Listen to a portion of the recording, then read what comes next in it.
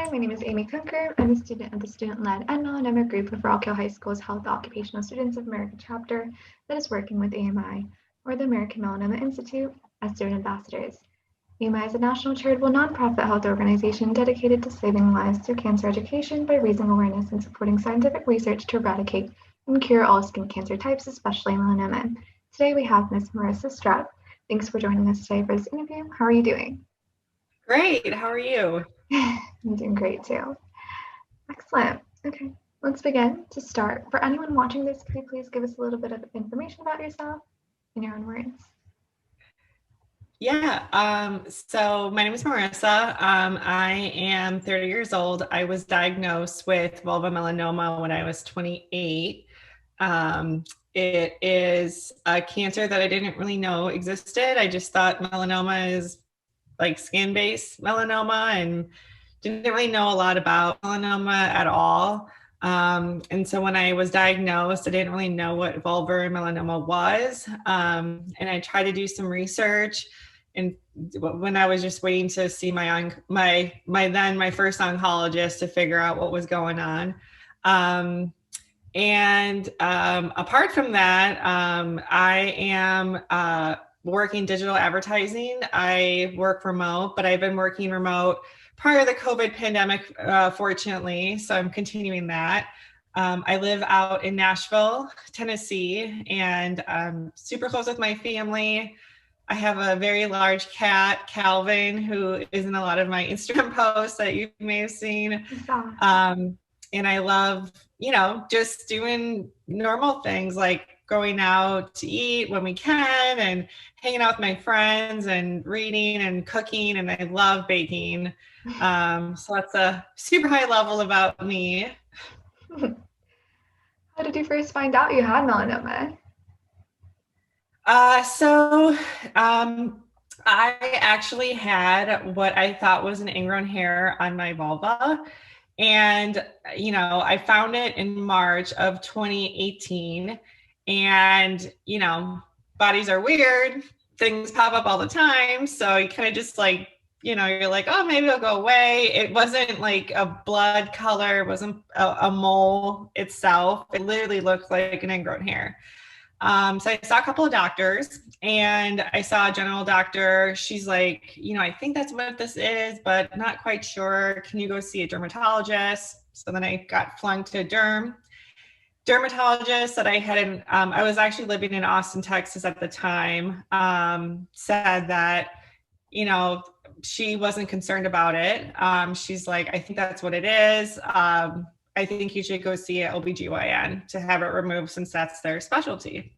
Yeah. So I'm like, okay, she's not panicked, freaked out. And I kind of got overconsumed with life and work. And I didn't,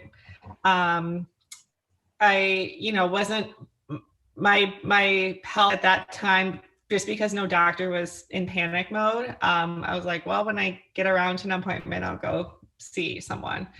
And then I think like a month or so later, I finally got in to see OBGYN, and then she removed it. She actually ended up taking a biopsy of it, and she looked at it and she's like, yeah, I think it was just like an ingrown hair that couldn't, heal itself. So she was able to remove it. And to be honest, the only reason why I was like, I have to get this removed is because it was so annoying. Like anything down there. It's just like, it's just not a good place to have anything that you don't want down there. So I actually had her remove it, and she said everything looked really normal. But she's like, I'm going to just send it in for a biopsy anyways. And I was like, okay, great. She's like, I'll let you know in like 2 weeks. So the second week, literally the 14th day mark, she called me and she told me that it was cancer. So that's how I first found out. You mentioned that you had vulvar melanoma. Can you tell us how exactly it's different from regular melanoma? Yes. So vulvar melanoma, I mean, they don't really have a direct link of how one gets vulvar melanoma.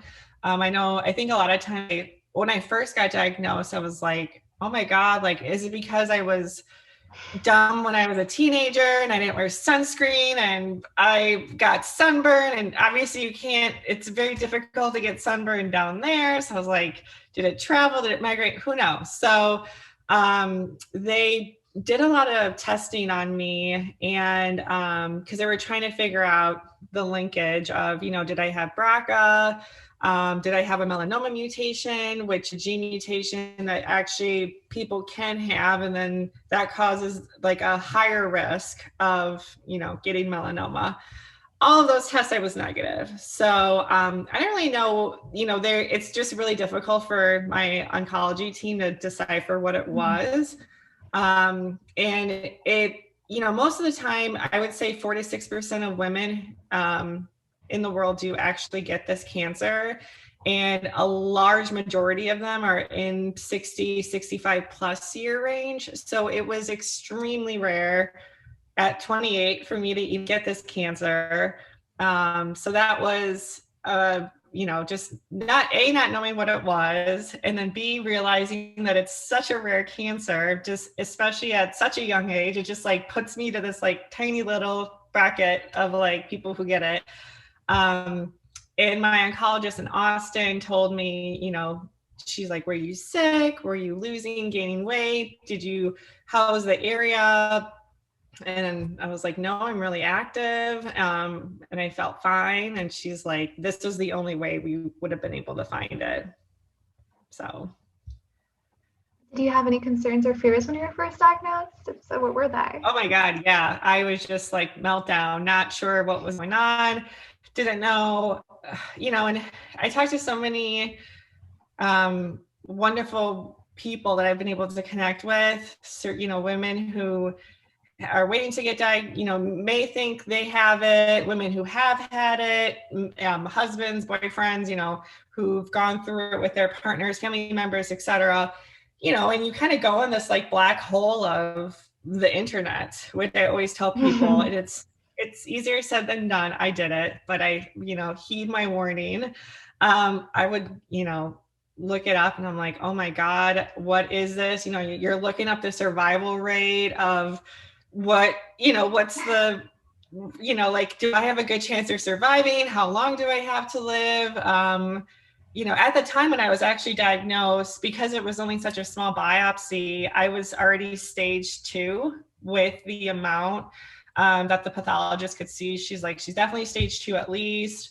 When I went through the tumor removal, so it actually was like sticking out was not the ingrown hair, it was actually the tumor, which is very interesting. I didn't know that. So that tumor was sticking out a little bit.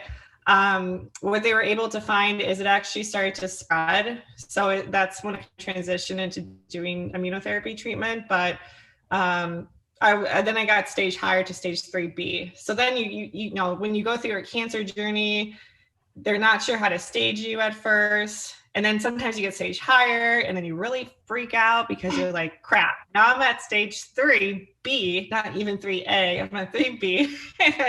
and it goes up to stage 4. So what, and it's just like this spiraling of like, just terrified without knowing information. And I think the most important thing is for me, I felt better once I just knew information. So I think the moment between being diagnosed and meeting with an oncologist the first time, that I think it was like 4 days. It was just awful. It was just like, I couldn't sleep. I like threw myself into work because I didn't know what else to do until I kind of got more information. In what ways did skin cancer affect your day-to-day life? Oh man, I feel like I'm getting so used to it now because it's has affected my every single day. I would say the biggest thing is when I was going through treatment, it really affected me. After I found out I was stage higher, my doctors in Austin, Texas, they said, because this is such a rare cancer, we'd rather switch you to MD Anderson in Houston. They're, top of the line, wonderful, wonderful cancer center. And then that's when I did my immunotherapy for a year. And actually, my immunotherapy treatment was pretty new at the time. It came out of clinicals after a year. So I did immunotherapy treatment every single month for a year. So I would come to Houston, get treatment. And of course, immunotherapy in any type of cancer therapy affects everyone very differently. They give you this little laundry list of like, worst case scenario, here are all the things you can expect, maybe, or not, who knows, we'll see how your body does. So that long lasting, every treatment, my oncologist in my team would say, okay, this is treatment 3 or 4, expect this. And then, immunotherapy took me down pretty bad. I luckily didn't have the really terrible effects of immunotherapy. Mm-hmm. Some people get super, super sick or have different rashes or different reactions. But for me, I was just constantly tired. In the end, ended up affecting my thyroid. What immunotherapy was doing actually ended up chewing away my T cells in my thyroid, which was a little bit of a bummer. But I started getting these hot flashes, and I thought I was kind of going crazy. I'm like, man, it's so hot in here. Like, is this happening? I stick my head in the freezer. So I'm just like, I'm so warm, so hot. But then eventually my oncologist, they were like, oh, it's your thyroid. Or this is just a reaction to treatment. And so they're able to kind of help level that out. So that's a long lasting effect. I'll be on thyroid medication forever. Not a huge deal in the grand scheme of things. A lot of women are on thyroid medication. That's totally fine. But there are sometimes still lasting effects. Like I started getting heartburn. Again, that's a treatment side effect. And then I get these weird, like heat rashes almost after treatment, or my skin would become super itchy and I would have a reaction site or no place, and just be like, man, my whole body's just itchy like crazy. And the other thing too is when you're on immunotherapy for that entire year, if anyone is sick around you, you're very susceptible to getting sick. I remember I went to one of my girlfriends and she just had a little baby, and her child like sneezed on me, and I'm like, oh, I'm gonna get sick. And I did, and I got very sick, probably the sickest I've ever been. Very cute kid, but I got super sick. So with work, I'm really fortunate. My manager at the time said, hey, so-and-so is sick, stay home. I don't want you getting sick. So just like those precautions. And then I think after treatment, it's just the side effects that happen after treatment, and just, I don't have the hot flashes as much and getting super tired. That's all of those major effects that I had were all tied to thyroid, which I'm able to regulate with my doctors now. But I think from a long term, it's just part of your life forever. And I chose to connect with women who are and are not, through all different age groups, under the age of 65, or women who are 65 and older who have this cancer, because it's not talked about. People don't know about vulvar melanoma. They don't know what to look for. And then a lot of women I've talked to said, I've had something, maybe a small bump in my, near my labia or my vulva, and I just was too embarrassed to get it checked. And now I feel more of an advocate. So that's really, it's, I tell my mom this, and I say, I wouldn't take back getting cancer, which sounds kind of weird in the scheme of things, through all like the trials and tribulations of cancer. It has changed my life for the better. I look at life differently. I look at being stressed out differently. Like, what is really stress? What is super stressful in the grand scheme of things, and what's really important in life? And I think that's kind of an awesome thing. Awesome, yeah. Did you ever enjoy tanning in the past or get sunburned easily? Oh, yeah. Well, clearly I'm very pale. Sun does not like me. I did tanning when I was in high school, and I actually hid it from my parents. I swear my mom probably knew. I'm sure if she was on this call, she would say she knew the entire time. But I did it for a short amount of time. And now, knowing all the studies and research, I just wish I never did it. And, then eventually, I mean, when I was growing up, spray tans weren't a thing. They were far and few between, and now they're everywhere. And I feel, if if someone wants to be tan, they can spray and be sun safe. Now I douse myself in SPF and and try to be as protected as possible. But yeah, whenever I meet especially like a young person that tans, I just, I'm like, really? Out of everything, all the research? Yeah.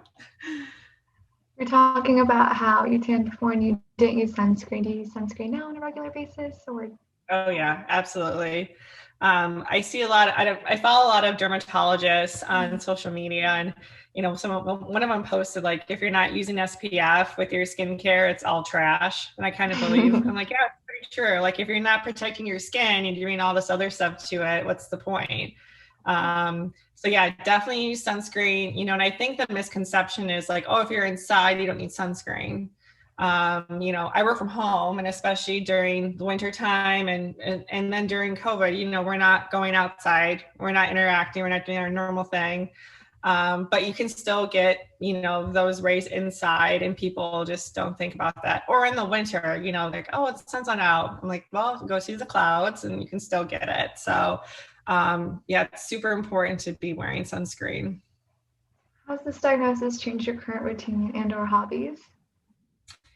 Oh, that's a good question. I think, well, I feel like if you talk to a lot of my friends, they would say I'm very regimented and I'm a huge planner. I'm also a project manager in my career, so I can't help it all the time. But I think my daily routine, I have learned to kind of make more time for myself rather than leaving myself for last and taking care of everyone else. I've really tried to make myself the forefront of what's important in life. And for my hobbies, it really made me want to do more things. I think I got really caught up with, with work and doing things for everyone else. And, while that's great, I think it's also really important that that's not everything in life and you need to do stuff for yourself. And I think, being diagnosed has completely shifted my mindset of what do I spend my time on? Do I just need a night by myself? And it's okay to say no, and it's okay to, just enjoy time by yourself and do stuff for yourself. One of the things I've actually connected with this girl, Sarah, who was going through her journey very similar. I mean, we're near identical. Probably 6 months after I was through immunotherapy. And I I was talking to her and other people, and I'm like, after every treatment, I go to Lush and get one of those like super bougie bath bombs. And I would take that after treatment when I'd get home from Houston, and I would run a bath and light a candle and have my like one glass of wine and have like just like an enjoyable bath and just like treat myself to that. And then now I just do it all the time because I'm obsessed with them. But yeah, I think that's the biggest thing. I mean, regardless if you have cancer or not, I think we all can just agree that it's okay to kind of take a step back and just enjoy ourselves. Definitely. What advice do you have for anyone about preventing melanoma or current patients? I would definitely try to reach out to a group. I would say, depending on what your melanoma is or what your cancer is, there's tons of groups online. And, it depends what you're comfortable with. I know I'm in a few groups on Facebook for melanoma. They can kind of be a little overwhelming, especially with people getting diagnosed and you read all this information. But if you're able to connect with someone online, there are like two different streams of support. You have your friends and family that support you. And then sometimes if they aren't going through the exact same thing you're going through, you still kind of feel alone, even with a group of people that understand. So that's why I was reaching out to all these people. I'm like, oh, how old were you when you were diagnosed? And what was your treatments? And can we talk? And I would say try to find someone that you can connect with. And I would say, I don't mean to speak for the cancer community, but 10 out of 10, everyone wants to respond. Everyone wants to help if you have questions. So reach out to someone and make a friend and, try to just ask questions. Thank you. We've reached the end of this interview. I'd like to thank Ms. Strupp for kindly offering us her valuable time for this interview. Please visit American Melanoma Institute at www.melanomainstitute and consider donating. Your generous donation will support the Institute's efforts to develop educational content specific to melanoma while also funding research as we provide hope to millions of individuals impacted by disease. We also aim to transform our passion into purpose by celebrating those who have survived skin cancer through charitable events that will provide a support system for participants.